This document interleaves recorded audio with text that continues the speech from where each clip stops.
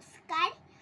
আমার আজকের নিবেদন কবিগুরু রবীন্দ্রনাথ ঠাকুরের লেখা কবিতা সুখ দুঃখ।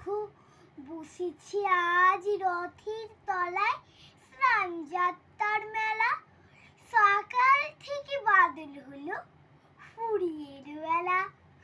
আজকে দিনের মিলামিশা, যত খুশি যতই নেশা, সবার চেয়ে আনন্দ